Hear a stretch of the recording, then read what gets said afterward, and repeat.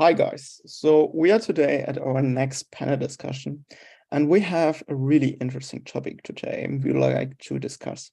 We will discuss today the potential of blockchain, NFTs and the metaverse for the creative industry. Before we start with our agenda and the introduction, I would like to remind you as an audience that you can play an active part and can ask questions in this chat.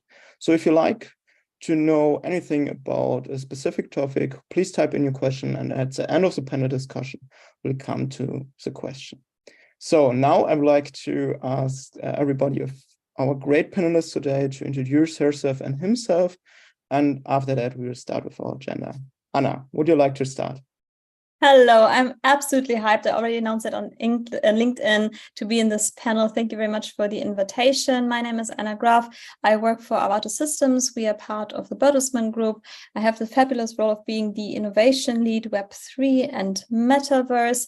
I used to work at the König Gallery, a very popular gallery in Europe, but also located in London and Korea. So I worked in the art space. This is where I started with my journey into NFTs and Web3.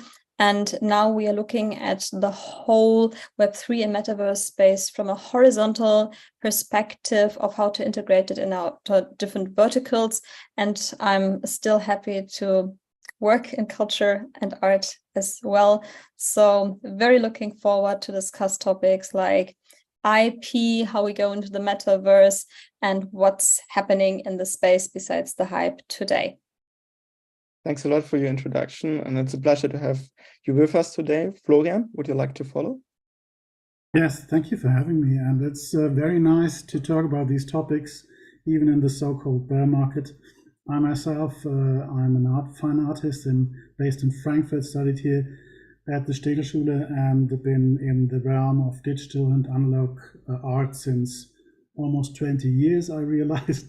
And I got through coincidence into NFTs and blockchain technology and got aware that I can extend my own working practice as an artist through through functionality, giving my works the dimension of connecting with people, and this is the core of my work basically. And I'm also trying to help and support others to grow in the space and to develop the infrastructure that is needed in the future to build a sustainable and integrating metaverse for all. I'm teaching at the Hochschule Darmstadt at Expanded Realities. And also I'm part of the WAFA.AR. We're building geolocated augmented reality art, an infrastructure to see that, to experience that, and to put it up in the space. Actually can visit us, download it for free, of course. But we want to be open for everybody. So thank you for having me. Thanks for being with us today. Annette, would you like to follow? Yeah, so I'm Annette Doms. I'm art historian, collection manager and curator in fine art and digital art. So I'm totally blockchain addicted, and I would say I'm Web3 evangelist. And I have two lines. So there's one side is the business, of course. So I'm founding partner at ARTeCHÓ, which revolutionizes the art markets through a curated marketplace for digital art, and we are utilizing blockchain technology and a dynamic presentation of digital art in augmented reality, virtual reality, XR reality, and also in physical spaces through in real life exhibitions. I'm also founding partner of the Web3 agency NFTs, and I act as a strategic advisor to digital influencer Avaverse. And then there's the second line, it's education. And so I'm promoting spatial learning on the XR Explorer School Advisory Board and extend this educational pursuits as university lecturer, author, and keynote speaker on zeitgeist topics. And in 2014, I co-founded and managed the Unpainted Art Fair. That was Germany's inaugural digital art fair ever. And I'm very happy that Florian, for example, is part of our ARTeCHÓ program. And yeah, so let's discuss these topics in the next 40 hours. Love it. Thanks a lot. It's a pleasure to have you're with us today. And Kerstin. Yeah, thanks also from my side for creating this panel, which I think we all are very happy about and excited to see what's happening. I'm an art market strategist. I'm advising players from the art market in terms of digital transformation, business model innovation, and also Web3 related challenges. I also serve as an art and tech startup advisor and mentor, primarily as part of VC accelerator programs and primarily pre-seed and seed phase. And I am also the co-founder and author of the Art and Tech Report. And we are currently examining the impact of Web3 onto the concept of art collecting. And stay tuned, everything will be published in October. And I can already say it's going to be very interesting. And last but not least, I am a very proud and certified DLT talent and NFT talent at Frankfurt School of Blockchain. And now I think we're ready to roll. Thanks a lot, and it's a pleasure to have you today with us. So just another reminder for the chat. Now you know who's with us today, and we have a lot of expertise with us. So it's your time to ask each of them your questions. Now I would like to start maybe with an introduction about the potential of blockchain, NFTs, the Metaverse. So what has changed since we have those technologies? Anna, would you like to give us maybe an intro and then the others can jump in? Yeah, sure. Thank you very much. I think this is the question that I'm basically as a consultant asked most of the time. Why do we even need Web3? What is the use of Web3? And I think starting from the art perspective makes it quite easy because as Annette was already saying, with digital art, we have the digital space, and in the past, we got a paper certificate for an artwork to prove the ownership or the provenance of where it came from originally. With NFTs, this automatically changed, and we see a lot of potential of still moving this further. If you look into secondary markets, always having the transparency of where this belonged to, where it is sold to, and having this on-chain in a decentralized way, it makes it easier also for people who might not have been in the art world before, because this was also always like when I was working for Misa.art, now Expanded.art, our claim, democratizing the art world. I saw that it was facilitating not only for the buyers, but also for many artists who were not in this exclusive circle of the gallery world to enter that space. And this now, as I said, why have I pivoted and now working for corporate? I see for everything media, Bertelsmann Group is the biggest media company in Europe with RTL, BMG Music, and also Penguin Random House. The IP, how do we use it? How also we were talking about the metaverse. Now we have even more touch points where we will have to track IP rights. And last point, of course, generative AI. Where does the content come from? Where does it belong to? Who does it belong to? And how is it paid in the end? And I think when we connect all these dots, we see that there's a lot to come, and blockchain is one of the solutions that will help us solve these problems. Yeah, so I would also say that it depends on what we call the metaverse yet. Yeah, so I would say, or in my opinion, it's as a massively scalable and interoperable network that creates itself in real time through rendered 3D worlds, where we can really communicate and interact with an unlimited number of users, where we can learn, where we can work and consume. So both as individual and groups, with the genius sense of individual presence as well, where data is exchanged and where we can save a significant amount of valuable resources through simulations. So there's a lot of potential for digital growth. And as Anna said, so it makes absolutely sense to interconnect all the new technologies we have. So the metaverse, or one metaverse on the blockchain, and digital assets on the blockchain that are connected with also physical assets, yeah, and with the real world. So this makes absolutely sense. And at the end, so we are talking about augmented or the extension of our reality. So that is what we perceive right now. But of course, it depends on many things. So on interoperability and the maturity of technologies. And I would say, so until we don't have interoperability, we are in an era of proto-metaverses, and the maturity of technologies is bringing the reality in screens. So like the iPhone brought the web in mobile, so the Vision Pro by Apple will bring the internet to screens. Yeah, so these are very exciting times, and yeah, we will see. Florian, anything from your side to add? I think we got a really good understanding, but any points left that you would like to add?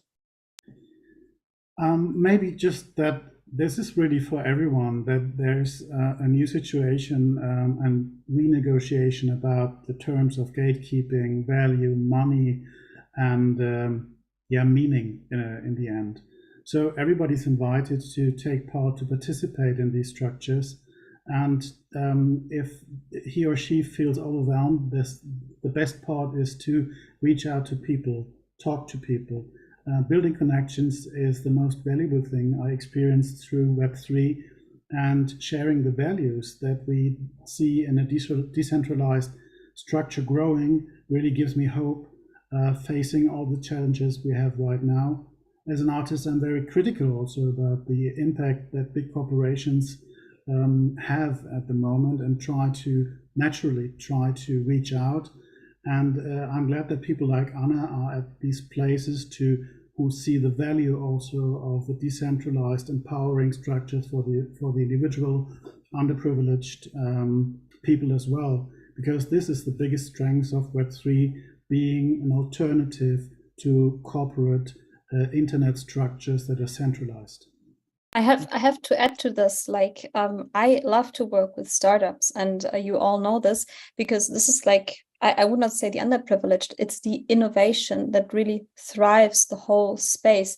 And I think that corporates and startups can learn a lot from one another. It's also why Bertelsmann Investments now has the B3 hub to really focus on how we can integrate startups into the whole process of really creating portfolios for other businesses in the B2B space, especially for ARTeCHÓ, because what I still see is lacking, especially for startups, is to think of how you can integrate a new technology into the existing process and infrastructure.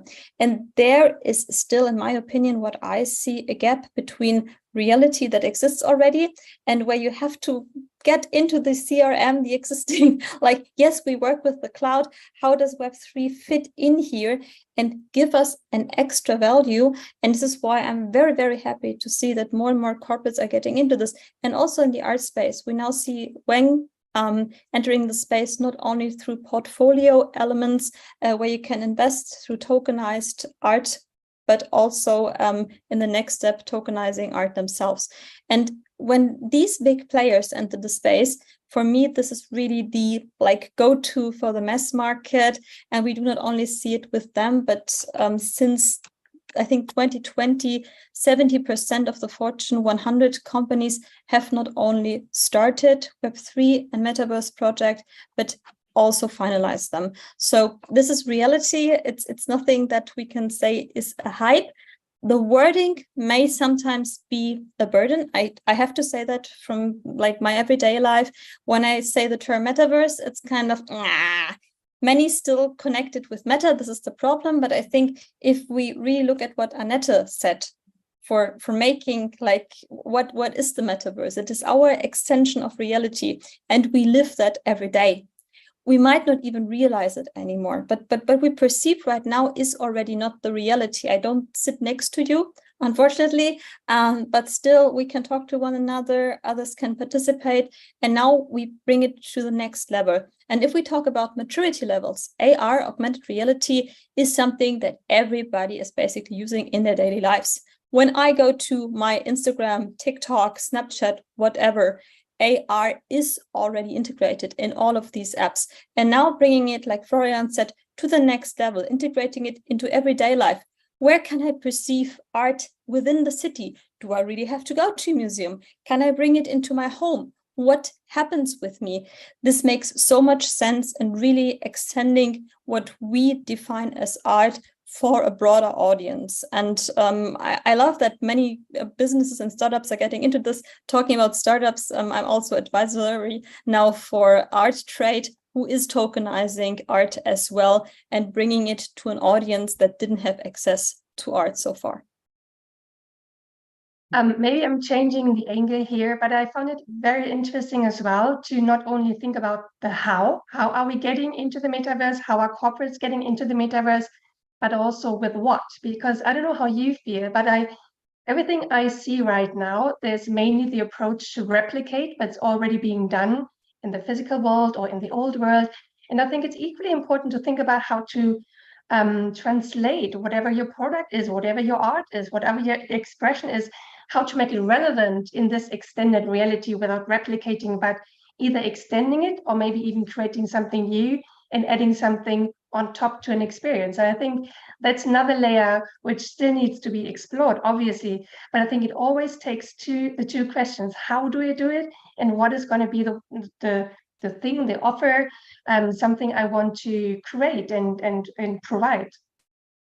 I would also say, so now there is the Gamescom, right? So most industry have ignored the game culture for many, many years. And this is changing now massively. It's an industry that's becoming more and more mainstream and relevant, and especially to younger generations. And there are more and more daily active users on Roblox, on Fortnite, and yeah, there are millions. But the user experience is the key. So the better the technology, the more mass adaptation is possible.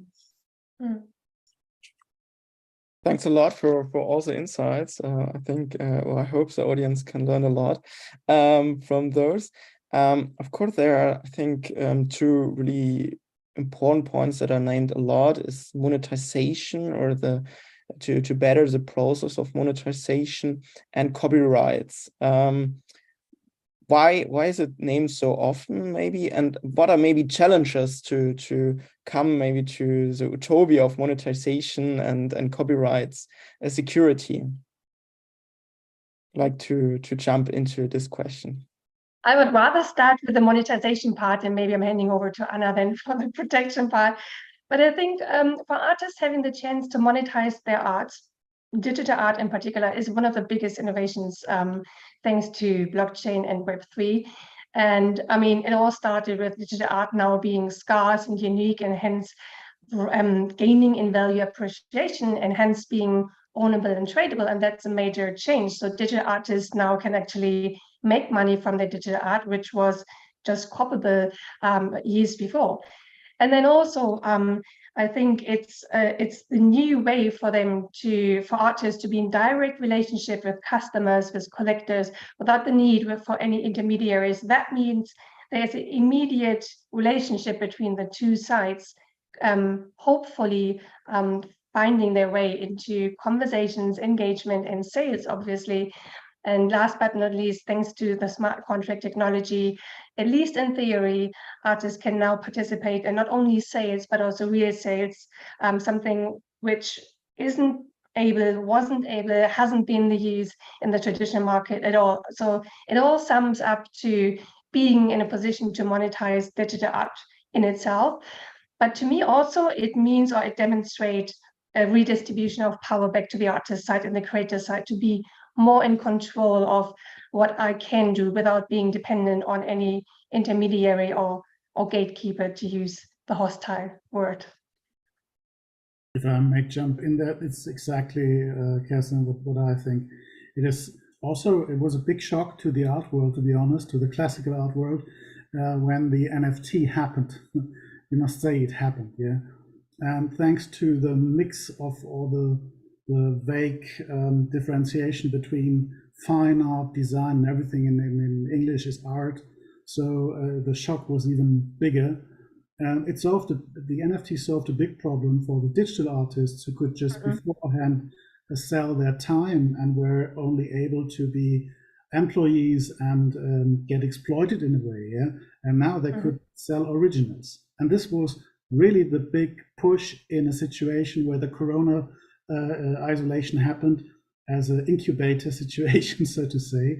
And all these people from different realms, from the art scene, finance, tech, came together at this Schelling point of NFT and Clubhouse at that time, standing next to each other and being just surprised, what's happening? Everybody was surprised and was engaged, and nobody had the say. Nobody knew really what was up to, and this was the good thing about it, because everybody had to figure out what's happening here, and this fostered creativity to an extent that I've never seen before, and convinced me that people can come together for good and to create something great together.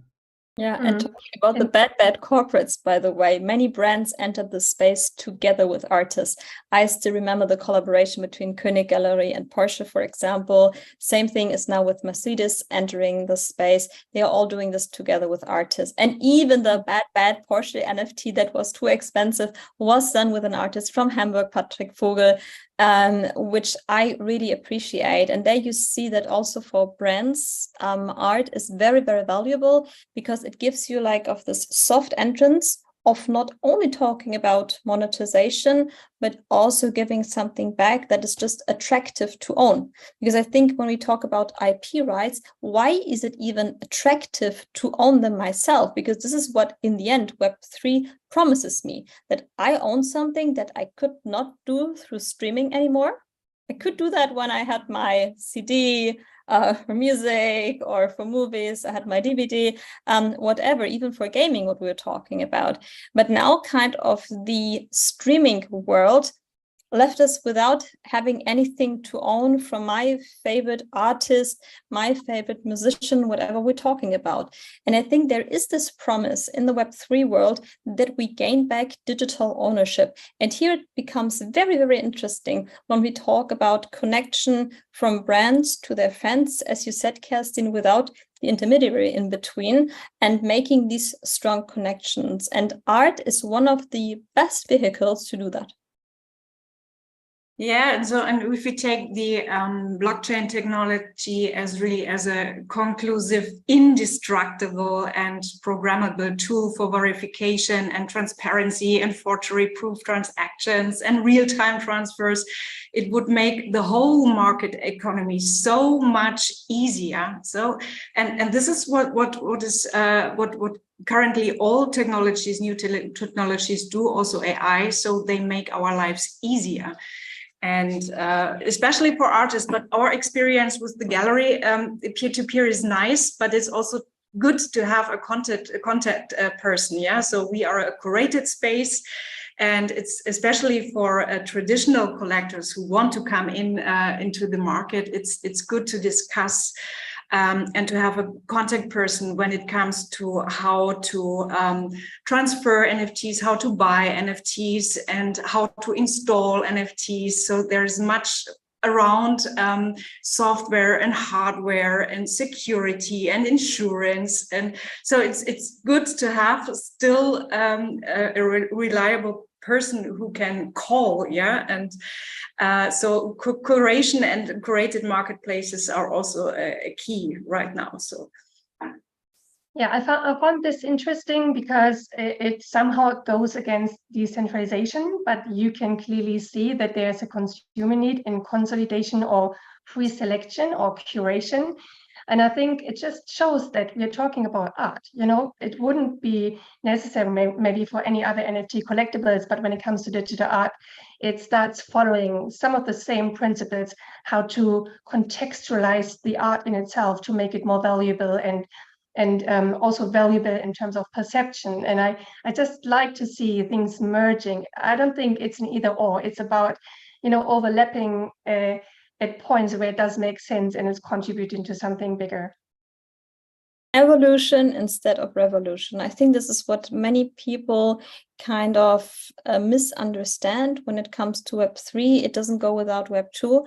It's just like the next evolution, as Annette described it in the beginning, of how we perceive technology, of how we integrate it in our lives.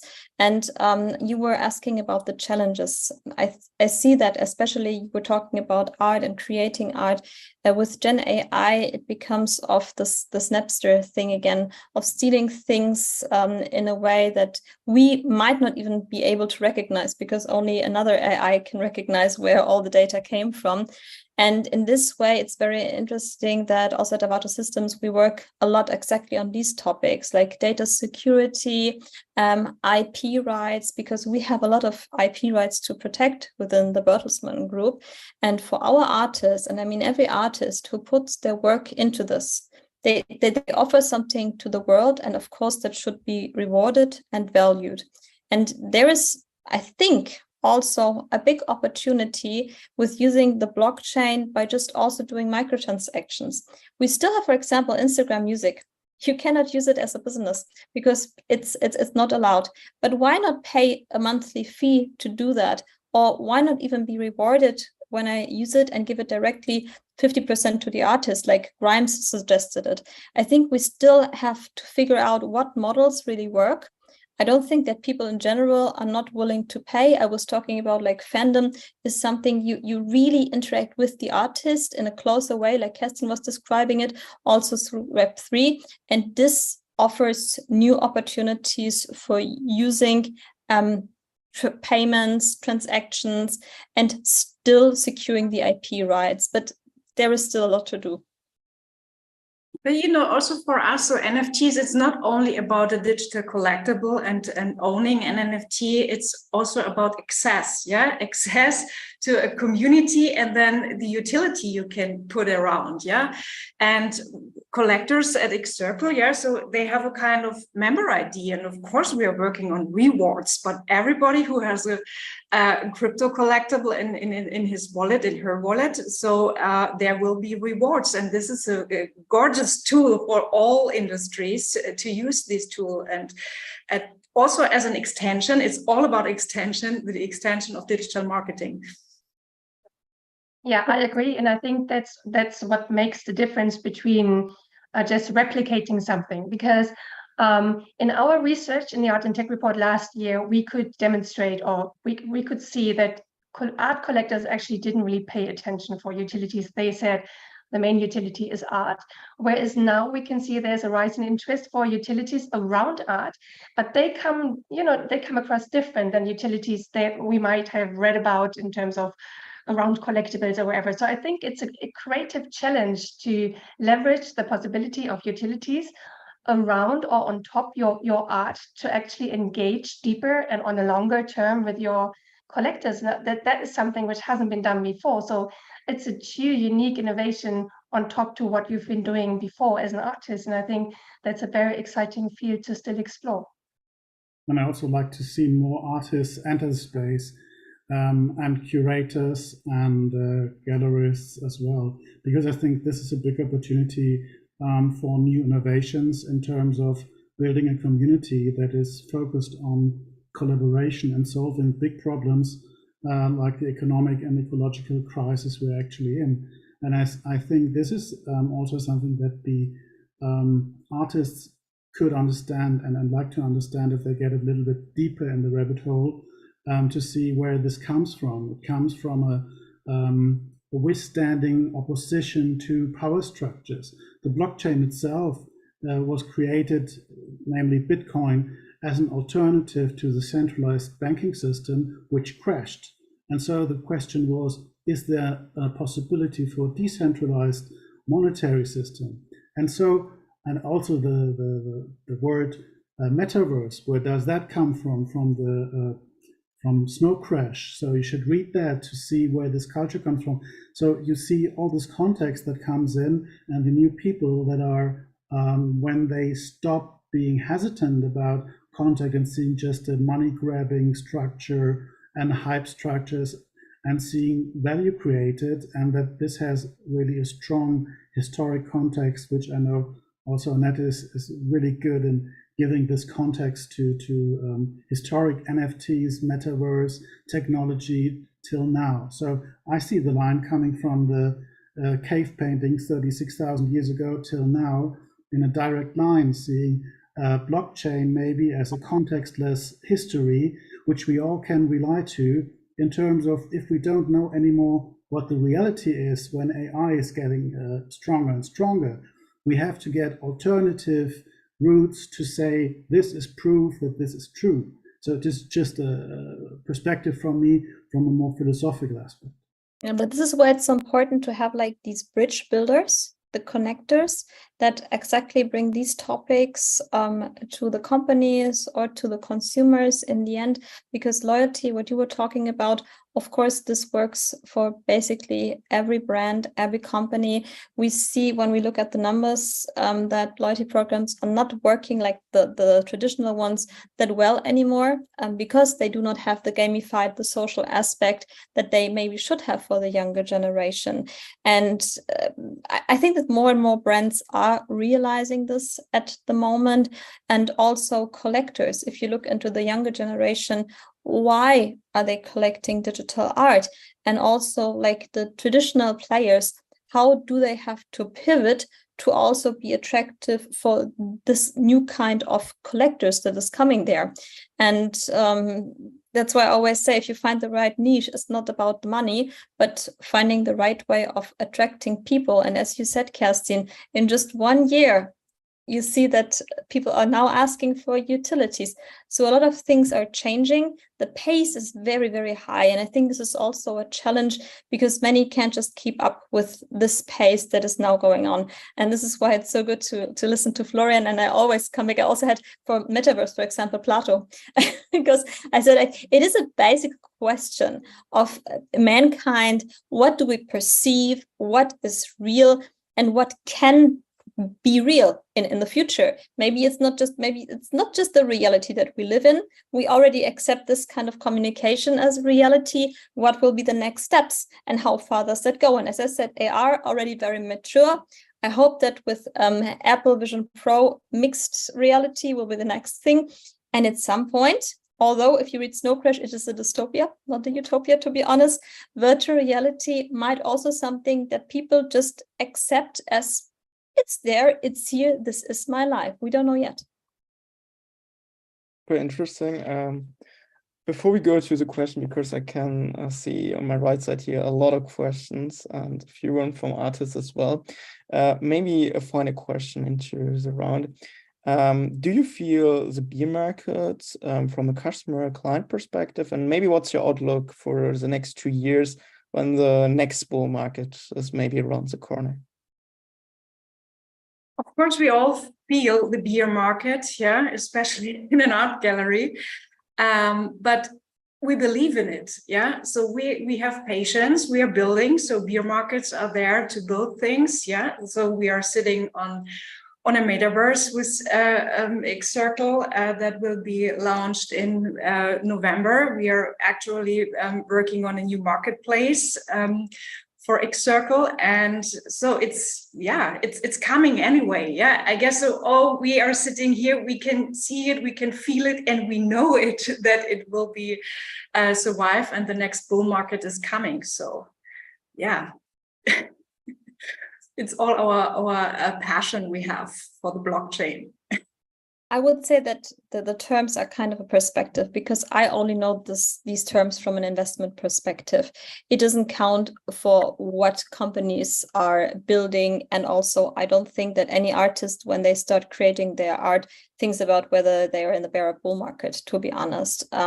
This is like a very investment focused term, as I said. And I also hear it mostly from like financial institutions, of course.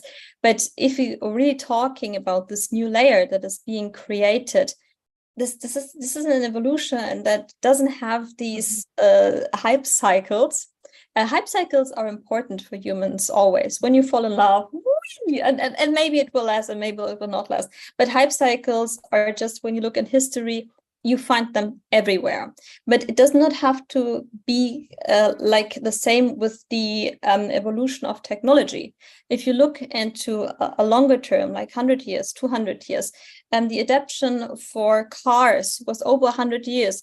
For phones, it was a little bit shorter. And now it's really getting into like Gen AI. How fast was that suddenly adapted and everyone was using ChatGPT? It's kind of crazy. But of course, there will be, I already read about, yeah, well, there's less attraction, less people are using it.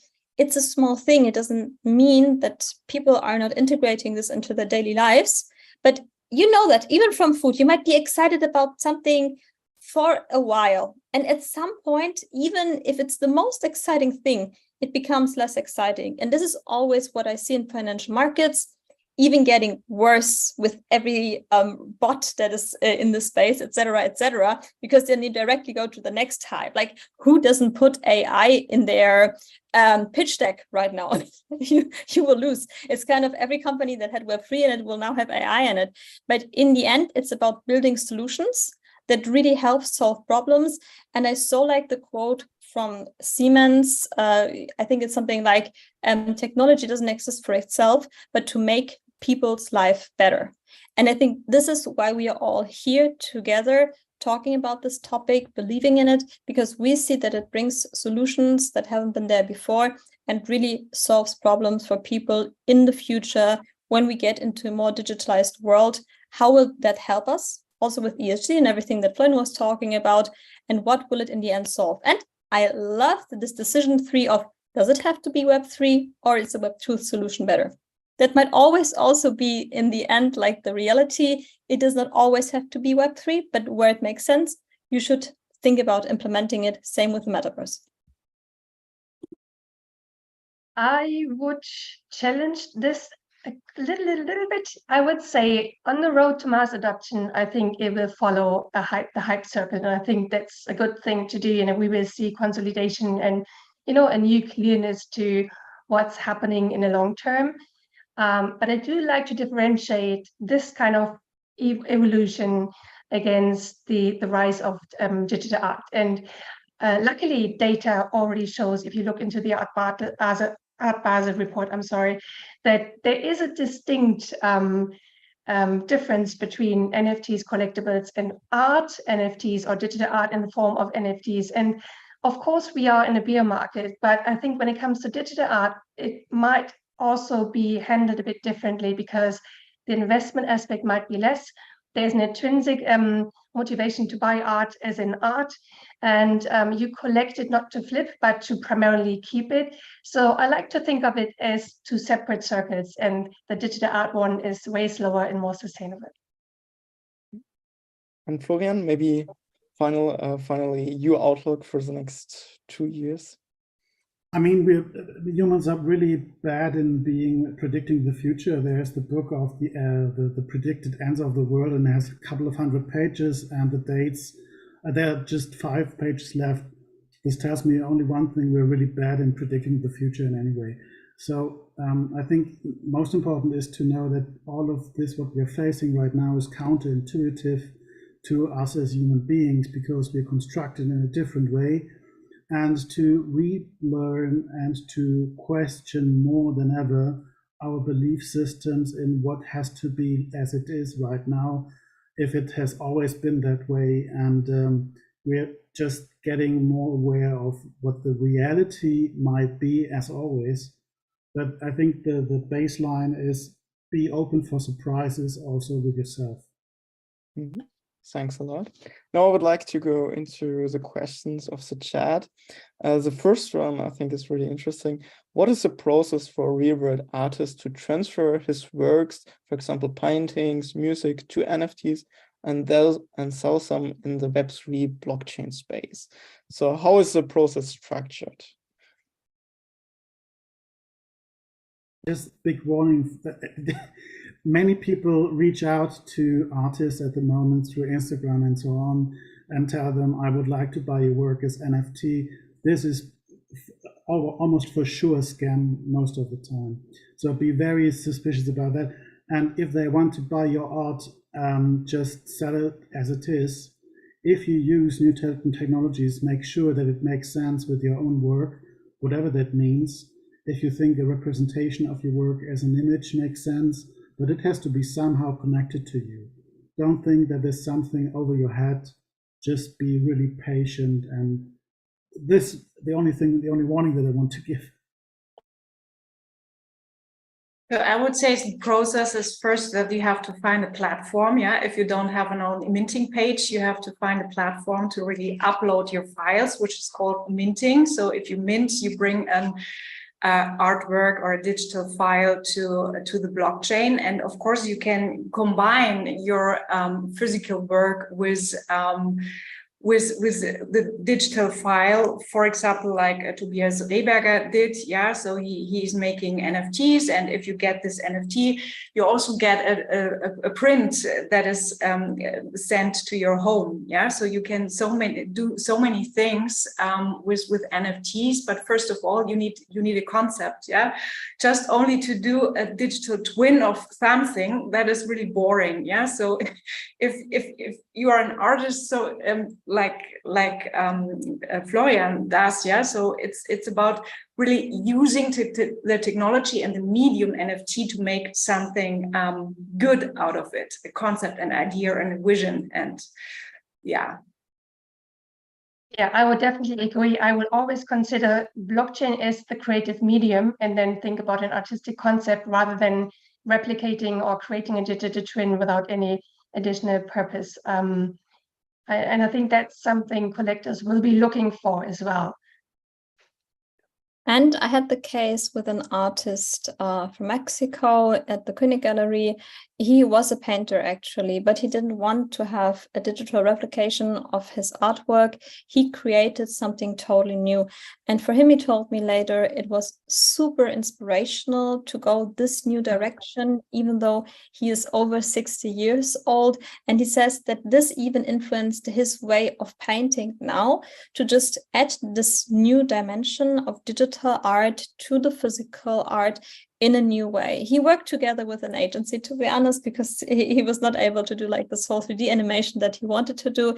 But still, this is also how you can collaborate in the space, which makes it very, very interesting to also just test or experiment with new things that you might not have been doing before, instead of just digitalizing what you already have in your work. It's sometimes also a little bit tricky, because I always said, like, I was asked like, yeah, but I have already sold the original piece, but I have a digitalized copy, can I just sell that?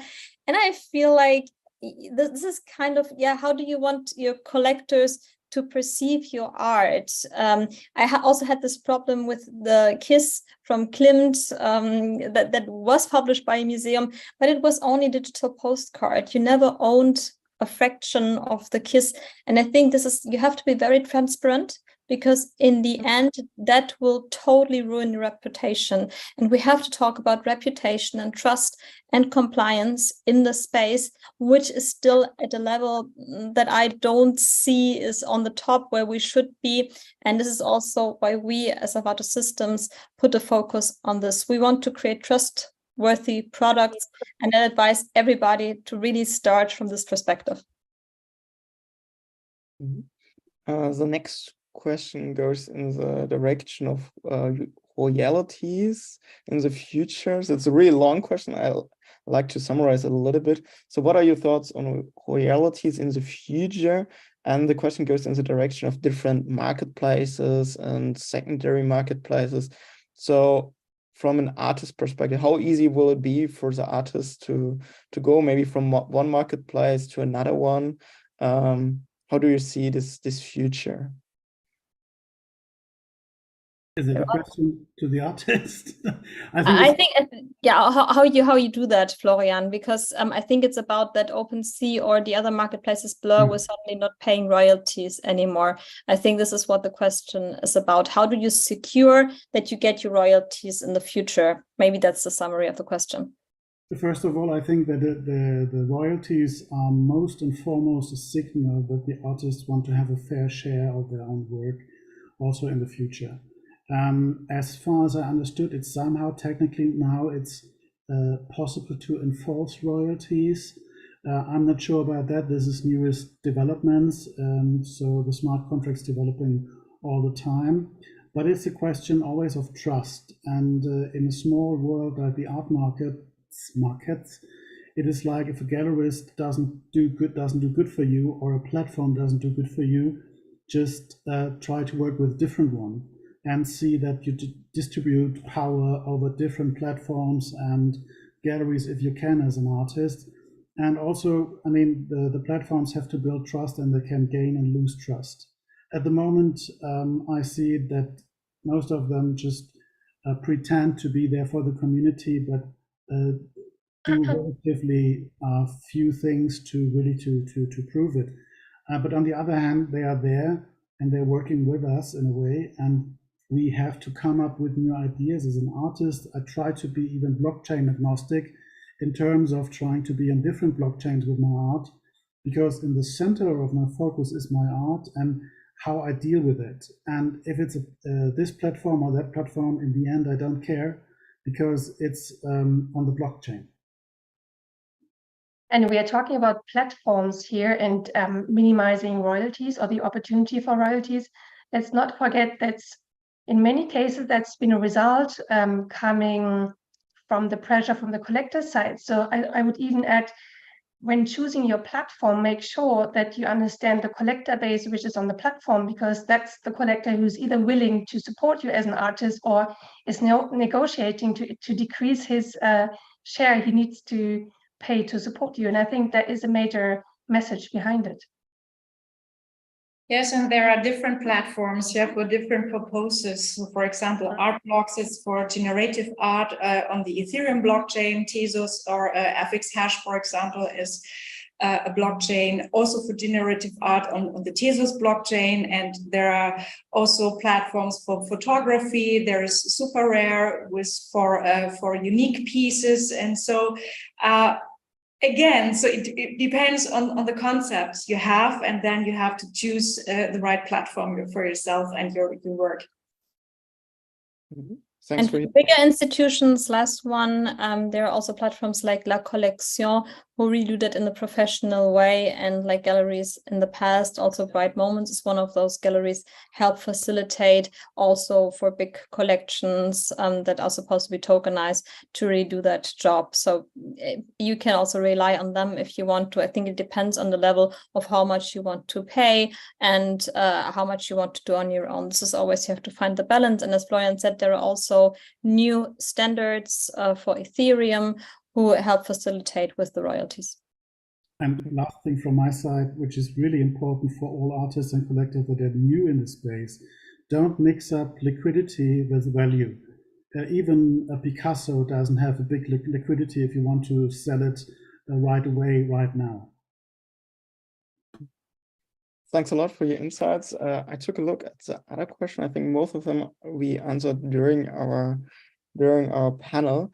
So I would like to go to maybe the final question. And the final question would be maybe, what's the best way for the people to reach out to you if they have specific questions after the panel? Maybe what kind of services are you providing? And yeah, what are maybe the next steps if somebody of the audience is really interested in talking to you? Anna, would you like to start? Sure. Best way to connect with me is on LinkedIn. I have this orange background picture. You will find me there. Also with ARTeCHÓ Systems, and we are integrating into the Web3, the Web3 world, into the Web2 world. So if you need anything to facilitate for your brand, also with your existing CRM or other systems, we are more working on this level. And as I said, for brands, it's sometimes always interesting to work together with artists and the art world.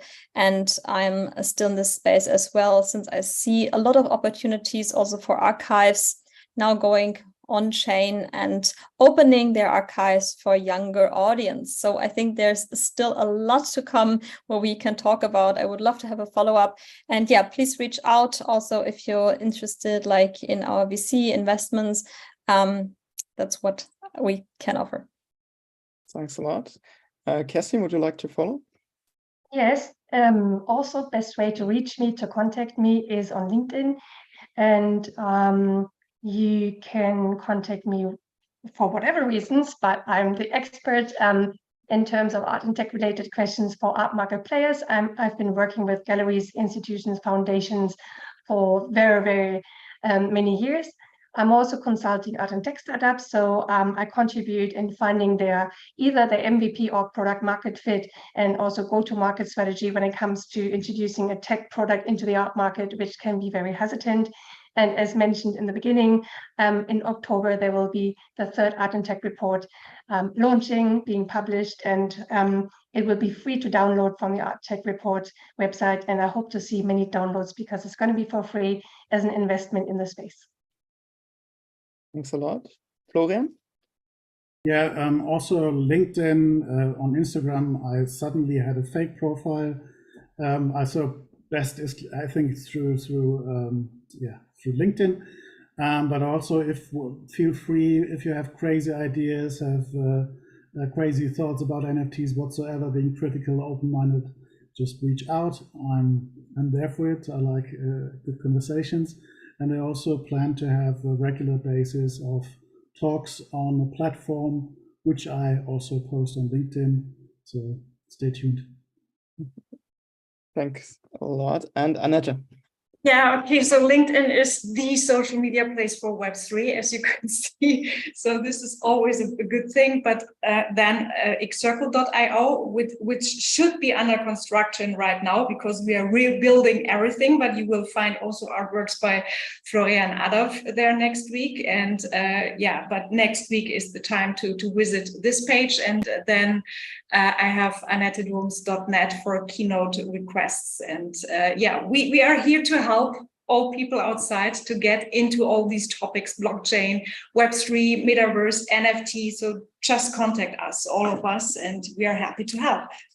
A great one. I think you find all of us on a lot of conferences as well, being ambassadors for the topic and facilitate where we can, also working together. This is why we know one another quite well. I think we have done this journey together. And if we talk about community and what is still there, I think this is what shows best, that there are some people who really believe in that and who do their work. And as I said, like also the interconnection of startups and corporates, instead of saying, the bad corporates, I think this is the way to go. And education as well for all of us, being in a lot of just things where we're not being paid for in a normal way, as you would say, but where we just help engage and bring people together who want to learn. And I think always stay curious, and then you will be ahead of the others and can amplify also. Great final point. A big thank you to our panelists. And what can I say into the direction of the audience? A big thank you to you as well for attending our panel. And now it's time for you to reach out on LinkedIn specifically and on conferences. So thanks a lot to all of you, and see you at the next panel. Thank you. Thank you so much. Bye. Thank you.